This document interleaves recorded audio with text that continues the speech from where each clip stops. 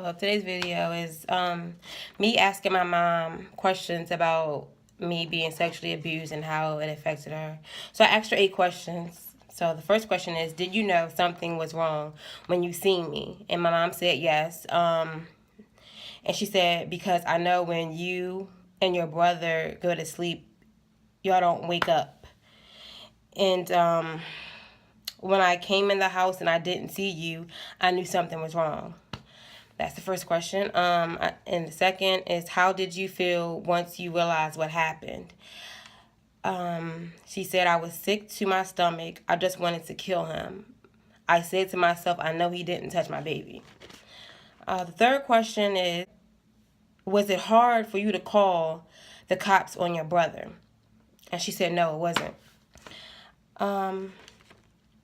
Did people look at you or treat you differently? And she said, yes, she noticed that people treated her differently.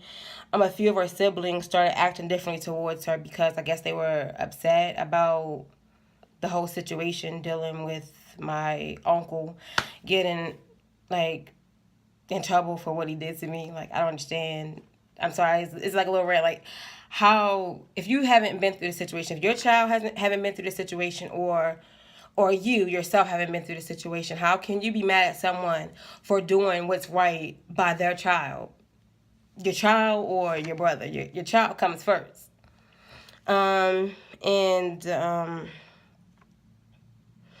She also said, even though that people started treating her differently and acting differently towards her, she didn't care, because she had people that understood where she was coming from with the whole situation. If it was my child, it would have been worse than for him getting locked up and going to prison.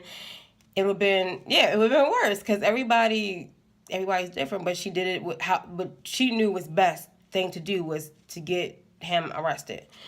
And I also asked her, did she notice people treating me differently? And she said, yes, that kind disorder. And she said that but people didn't speak on it, but she knew that she knew because she had it was like a feeling, you know when someone isn't really okay with you being around, or if someone is distant towards you and not the same. So she noticed that.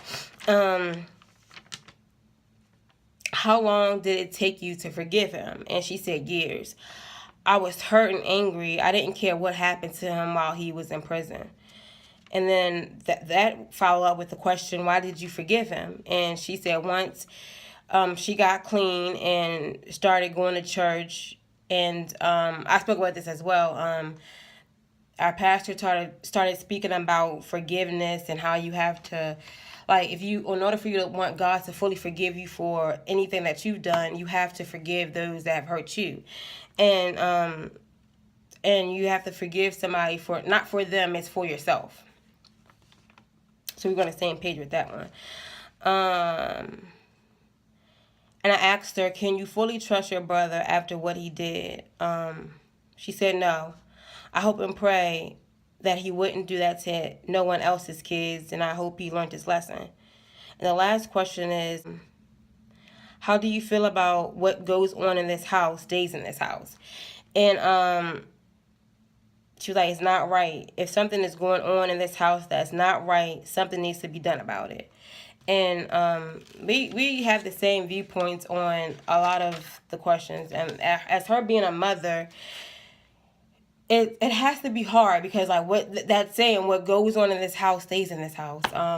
And a lot of people go by that. A lot of people feel well, that's my son. That I spoke about this before. That's my son. That's my daughter. Because it's not just men that do stuff to kids or people, and it's men and women. Or if it doesn't matter. People do stuff. And I feel like sometimes people want to protect the person that has hurt the kid or whoever it is, the victim. They want to protect the abuser more than they want to protect the victim. And I don't understand that because it's well, what did you do to, was you walking around a certain way around that person, or how did this happen? It was your fault, blah, blah, blah. And that's not the case. Like, as me being a kid, I know that I didn't do anything wrong in a sense, but when you have people looking at you differently and treating you differently, it's like you start to believe like it's your fault. And I feel like that has to change, because like I said, if you have never been through it, or you don't you never had a child that has been sexually abused by a family member or anybody, period, you will never understand the hurt and the pain that you have to go through. It's like, and the healing process doesn't take like, oh, well, I forgive him and it's overdone. No, it's you still have to think about it. Like, I know that sometimes, like, I forgave my uncle, and sometimes I still have flashbacks, and it's like, you can't help that. Like, that's like a mental thing that you have to, it takes years and years and years to heal, and even after that, it probably takes longer. So I just feel like people need to be more understanding of others that have been abused, or the parents that actually did something about it, or the or whoever like did something about it. It's sickening to know that people really are on the abuser side. Like, that's crazy to me. Well, I have another video talking about all of that, like my viewpoint of everything and all that. So thank you for watching this video.